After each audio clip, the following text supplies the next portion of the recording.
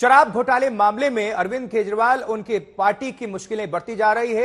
एक और आम आदमी पार्टी के मौजूदा सरकार के मंत्री कैलाश गहलोत की भी मुश्किलें बढ़ गई है, क्योंकि ईडी ने उनको समन थमा दिया है और इस वक्त पूछताछ चल रही है उनसे। वो ईडी दफ्तर पहुंचे, ये तस्वीरें आपको हम दिखा रहे हैं। शराब घोटाले का ये पूरा मामला, कैलाश गहलोत को ईडी का समन आज ही तलब किया गया था और वो पूछताछ के लिए पहुंच चुके हैं, उनसे पूछताछ चल रही है। तो लगातार आम आदमी पार्टी की मुश्किलें शराब घोटाले मामले में बढ़ती हुई नजर आ रही हैं, कहीं से भी कम तो नहीं हो रही हैं। कैलाश गहलोत, इन्होंने शराब नीति का ड्राफ्ट बताया था। कैलाश गहलोत, कई विभागों की इनके पास जिम्मेदारी है।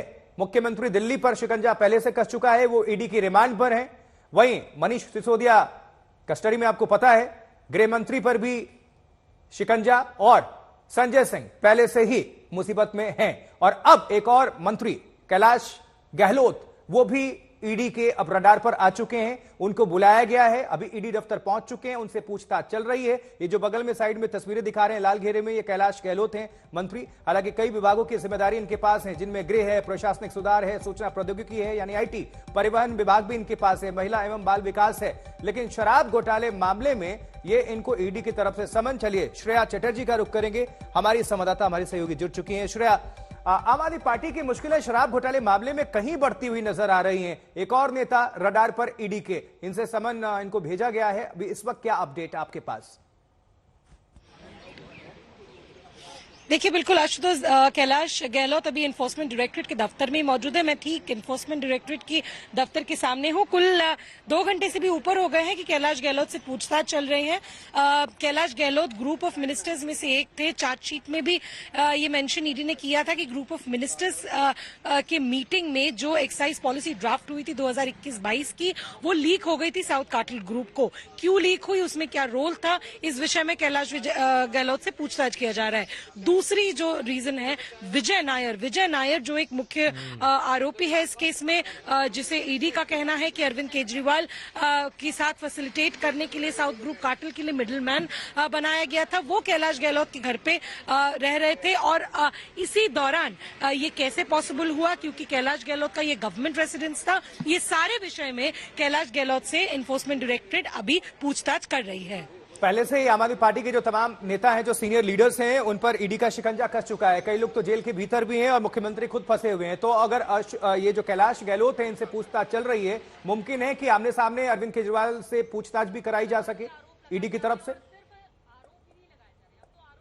देखिए, बिल्कुल पॉसिबल जरूर है, लेकिन अभी की अगर हम बात करें तो अभी फिलहाल कैलाश गहलोत से सेपरेटली ही पूछताछ किया जा रहा है, क्योंकि अभी तक उनके रोल को ईडी की तरफ से एक तरीके से बताया नहीं गया है कि उनको जो पूछताछ की जा रही है वो विटनेस के तौर पे है या क्या है। लेकिन इनका रीजन ये है कि ये ग्रुप ऑफ मिनिस्टर्स में शामिल थे। एनफोर्समेंट डायरेक्टरेट का ये कहना है कि इस पीरियड में जब ये पॉलिसी फॉर्म हो रही थी और जब ये घोटाला सामने आया, तो कई दफा कैलाश गहलोत ने अपना फोन बदला। तो एनफोर्समेंट डायरेक्टरेट का यह कहना है कि एक पॉसिबिलिटी है कि जो एविडेंस है डिजिटल, उसको भी मिटाने की कोशिश की गई है। पहली बार ईडी ने आरोप नहीं लगाया इस केस में।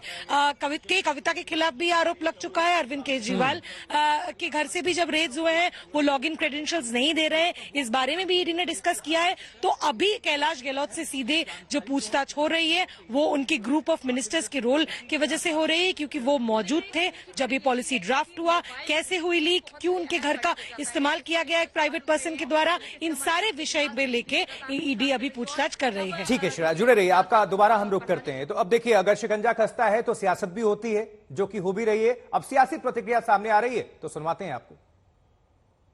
आज कैलाश गहलोत जी को बुलाया है, क्या पता कल मुझे बुलाएं, परसों सौरभ जी को बुलाएं, उसके बाद एक एक करके आम आदमी पार्टी के हर नेता, हर विधायक, हर कार्यकर्ता पर झूठे आरोप लगाकर उनको समन भी करेंगे, उनके घर रेड भी करेंगे, उनको गिरफ्तार भी करेंगे। ये भारतीय जनता पार्टी की साजिश है। चाहे ये अरविंद केजरीवाल जी की गिरफ्तारी हो, उससे पहले मनीष सिसोदिया जी की गिरफ्तारी हो, संजय सिंह जी की गिरफ्तारी हो, सत्येंद्र जैन जी की गिरफ्तारी हो, किसी भी गिरफ्तारी का किसी भी जांच से कोई लेना देना नहीं है। अगर जांच से लेना देना होता तो आज जांच भारतीय जनता पार्टी की हो रही होती, क्योंकि साउथ लॉबी की शराब कारोबारियों का सीधा लेना देना भारतीय जनता पार्टी से। लेकिन यह पूरी तथाकथित जांच सिर्फ और सिर्फ आम आदमी पार्टी पर हमला करने के लिए है, अरविंद केजरीवाल पर हमला करने के लिए है, दिल्ली की चुनी हुई सरकार को गिराने के लिए है, अरविंद केजरीवाल और उनकी आम आदमी पार्टी को लोकसभा चुनाव में प्रचार करने से रोकने के लिए है। शिकंजा कसा तो ये आम आदमी पार्टी की तरफ से प्रेस कॉन्फ्रेंस आतिशी ने हमला किया और भारतीय जनता पार्टी पर निशाना साधा। श्रेया चटर्जी हमारी सहयोगी लगातार जुड़ी हुई हैं। श्रेया, इस मामले में तमाम जो नेता हैं वो ईडी के रडार पर हैं। अब नया मामला कैलाश गहलोत तक पहुंचा है। आने वाले वक्त में हो सकता है, संभव हो कि कड़ियां और भी कुछ जुड़े, कुछ और नेताओं को तलब किया जाए ईडी की तरफ से। बिल्कुल आशुतोष, इसका दो मेन रीजन है। आम आदमी पार्टी की भी जो रोल है उसको भी एनफोर्समेंट डायरेक्टरेट एक कंपनी के तौर पे जांच कर रही है, क्योंकि आम आदमी पार्टी से जुड़े हुए अन्य नेता हैं उनसे भी पूछताछ की बिल्कुल पॉसिबिलिटी है, क्योंकि ये इलेक्शन फंड में एनफोर्समेंट डायरेक्टरेट का कहना है कि जो किकबैक्स मिली थी एक्साइज पॉलिसी से, वो किकबैक्स को इलेक्शन में इस्तेमाल किया गया था। इस विषय को लेकर जो भी इलेक्शन मैनेजमेंट में रोल में थे, उस समय में उनकी क्या क्या भूमिका थी, क्या उनकी तरफ से फंड्स कैश के तौर पे दिया गया था, इन सारे विषय को देखने के लिए ये बिल्कुल पॉसिबल है कि आगे के दिनों में हम देख पाए कि और भी जो नेता है आम आदमी पार्टी से जुड़े हुए उनसे भी पूछताछ की जाए। फिलहाल अगर हम बात करें तो गोवा के भी कई जो आम आदमी पार्टी के नेता है उनसे पूछताछ की गई है। हाल ही में दीपक सिंगला के घर पे भी रेड्स की गई थी और उनकी भी स्टेटमेंट दर्ज किया गया था। ठीक है श्रेया, जुड़े रहिए, दोबारा आपका हम रुख करते हैं, वापस आते हैं। वहीं देखिए, शराब घोटाले में घिरे अरविंद केजरीवाल के राहत के कोई भी आसार फिलहाल तो नहीं दिखते। राउस रेवेन्यू कोर्ट में केजरीवाल ने ईडी के समन के खिलाफ याचिका दायर की थी। अब कोर्ट ने इसके लिए सुनवाई की तारीख 24 अप्रैल की दी है। इसके पहले कोर्ट ने अरविंद केजरीवाल की ईडी हिरासत 4 दिन बढ़ाकर 1 अप्रैल तक कर दिया था और इस बीच अरविंद केजरीवाल को बर्खास्त करने को लेकर भी हाईकोर्ट में जनहित याचिका दाखिल करने का सिलसिला जारी है। श्रेया चटर्जी जुड़ी हुई है हमारी सहयोगी। श्रेया, अरविंद केजरीवाल को लेकर क्या कोई जानकारी है, क्या अपडेट है इस वक्त आपके पास?